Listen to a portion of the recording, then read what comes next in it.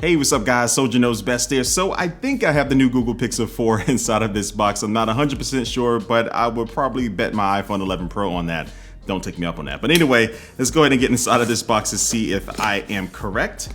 And this phone just got announced a couple days ago from the time of this video, so I'm actually excited to try it out. This has been one of the most leaked phones to ever hit the market. A lot of stuff came out about it, but for me, I'm still excited to kind of see what it is all about. So let's see what we have here. So we looks like we have this, should be an envelope. It's a little sticky. All right, so this is Google confirming. Okay, this is the Google 4, so it's a nice kind of thank you card. So I'm not gonna read it, but thank you anyway. Shout out to Google for sending this over. And all right, here we go. Looks like this is the main box here, and I think I can dump everything else there on the ground. Okay, so on the top of the box it says making help magical. I don't really know what that means, but anyway, hashtag made by Google, the Google logo there. And I'm gonna open it up and voila, we have the box for the Pixel 4. Okay, uh-oh. And we got something else underneath, probably some case or a case or two. All right, so anyway, let's get to the phone first before we get to the case. And oh, it has some little tape here I need to pull off. And now lifting the lid off the box and boom, yes, they sent me the orange version of this. So it does come in white and also black as well. But I'm looking forward to this orange version. Again, I don't normally go with bright colors for any of my devices, but I'm really interested to see how this looks and if I really do like it. So let's get into everything else inside of this box. So we have the documentation and some of the SIM card tool there. Let me go ahead and put that over there to the side. So we have a USB-C cord here, USB-C to USB-C, and also we have a little adapter there for USB-A, and then we also have the power adapter in here. I'm not taking everything out because you really don't care about all of this stuff in the unboxing, but anyway, here it is. Okay, pushing that over to the side. Let's get to the phone. All right, so let's get this thing naked.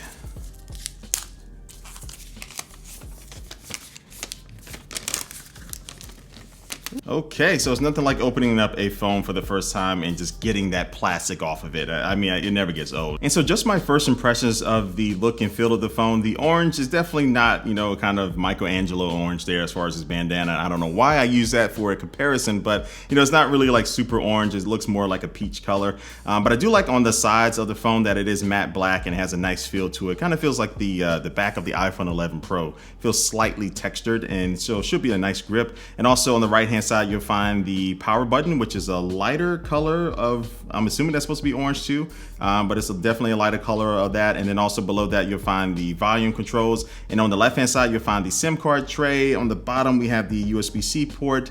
And on the back, we're gonna find this controversial camera module here on the back because it has two cameras, not three. And so it does have a regular wide angle camera and also a telephoto camera inside of there. And so the cameras are gonna be capable of doing some cool things like super zoom, so you can zoom in and not really lose a lot of quality of your photos. And it should be able to take pictures of the stars a lot better. So if you like to take pictures of the sky at night, it should be better for that. And portrait mode has been improved, especially for things that are not human. So it has a lot of good stuff going on with the cameras. I'm gonna have some more videos following up on that. But before I get this thing powered on, let's take a look at what else is inside of this other box, which I'm going to be assuming is going to be a case.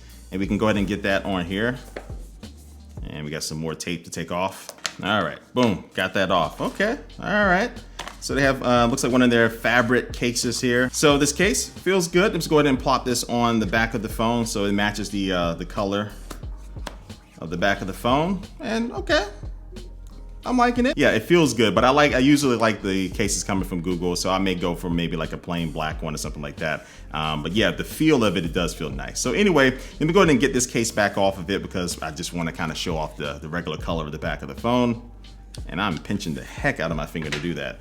All right, so let me power this thing on and see what we're working with. And so the Google Pixel 4 has a 5.7 inch screen, and then the Pixel 4 XL has a 6.4 inch screen. And so I'm gonna go ahead and go through the setup process, and I should be done in 3, 2, 1. Okay, so I have everything set up here. And so something that I really like right out the gate is just that this is running at 90 hertz as far as the display. So this is a variable refresh rate. So depending on what you're doing, it'll run at 90 hertz or drop below that, and that will help with battery life. But yeah, you find phones like Samsung and Apple, companies that are still not putting 90 hertz screens inside of their phones. It is refreshing to have this. And this phone is running pure stock Android. So this is running Android 10, which is a good thing. And I'm going to go ahead and set up a couple of new things with this phone, including the face unlock that I didn't do in the setup process, but I'm gonna do now. Okay, so it tells me that you can unlock your phone, you can sign into apps and confirm payments just by glancing at your phone, which is nice. And we'll see how long it takes for developers to adopt this, but I'm glad it's in here. But I still do wish that it had some type of fingerprint scanning either under the screen, or they kept the fingerprint scanner that's on the back like you find with the Pixel 3. But anyway, let's go ahead and move to setup.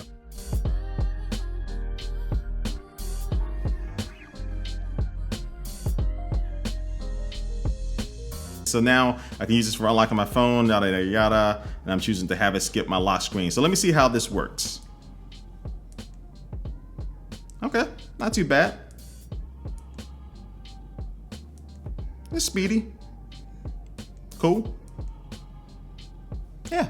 I'm liking the speed of it so far, but something that's unique with this is because this phone does have a radar sensor on the front of it that's going to be used for different hand gestures and things like that. And it's also going to be used to be able to recognize when you're reaching for your phone. It'll go ahead and notice that, okay, you're reaching to pick up your phone, and it'll already be ready to scan your face for the face unlock, and it should unlock even faster for that. Now, something we do know about the face unlock is that it will work with your eyes closed. So this is a big gripe that I have with any type of face recognition that does work that way. So hopefully they can fix that in a software update. So we'll see, how secure this is going to be and how it compares to something like Face ID with more testing, but we have Face Unlock finally on the Google Pixel.